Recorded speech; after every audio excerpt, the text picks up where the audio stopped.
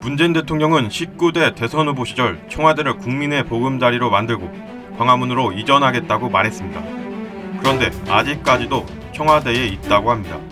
어떻게 된 일인지 바로 살펴보도록 하겠습니다. 저는 이번 선거에 출마하면서 광화문 대통령 시대를 열겠다고 약속했습니다. 대통령 집무실을 광화문 정부 청사로 옮기려고 합니다. 지금의 청와대는 구중궁궐입니다. 보통 사람들의 일상과 지나치게 격리되어 있습니다. 그래서 국민과 일상을 공유하는 대통령이 꼭 필요하다고 생각합니다. 국민과 함께 출근하고 퇴근길에는 시장에 들러 소주 한 잔 나눌 수 있는 대통령 어떻습니까?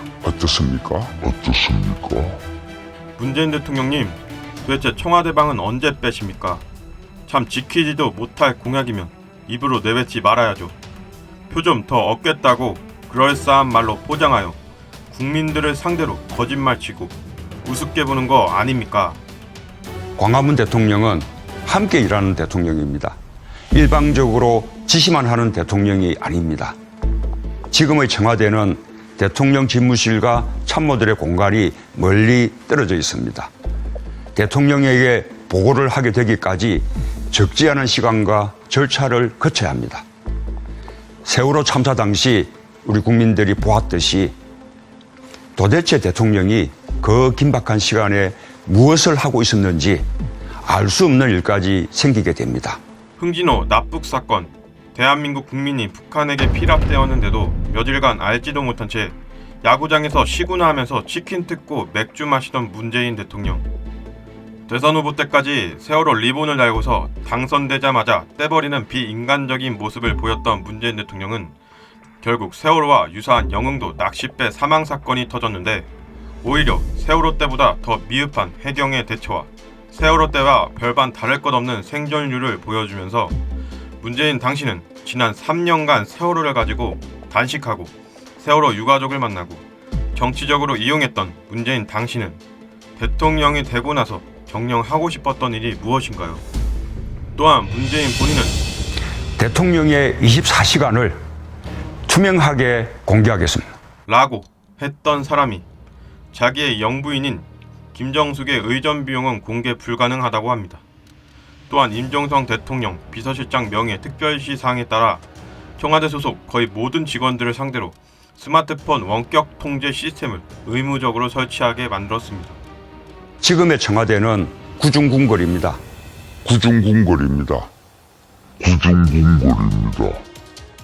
문재인 대통령님, 누가 구중궁궐을 만드는지 모르겠습니다. 저를 지지하지 않았던 국민 한 분 한 분도 저의 국민이고 우리의 국민으로 섬기겠습니다. 저는 감히 약속드립니다. 이런 자세로 일을 하겠다던 문재인은 현재 국민들을 상대로 고소, 고발하고 있습니다.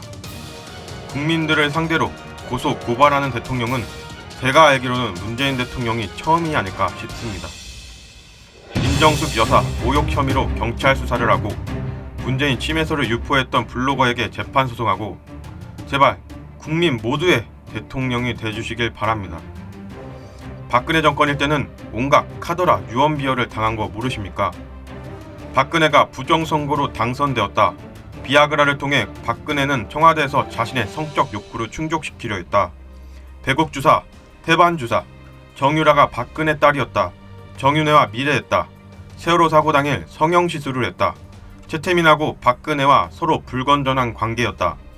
박근혜가 세월호 사고로 죽은 아이들을 제물로 바쳤다.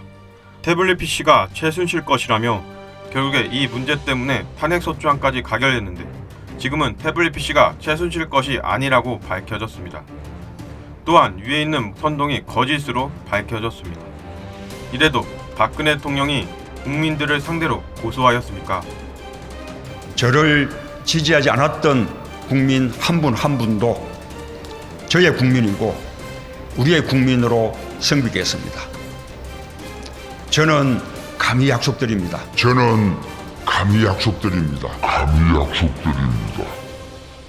정말 좌파들의 더러운 내로남불 때문에 대한민국에서 살기가 혐오스러워집니다. 문재인 대통령님, 제발 국민 모두의 대통령이 돼주시고 권위와 불통의 상징인 청와대를 국민께 돌려드리고 청와대를 국민의 장소로 만들어 주신다고 했으니 빨리 방 빼주시고 저도 한번 청와대 좀 구경하고 문재인 대통령께서 친히 청와대를 국민의 휴식 공간으로 돌려드린다고 했으니 저도 청와대 가서 휴식 좀 취해봅시다.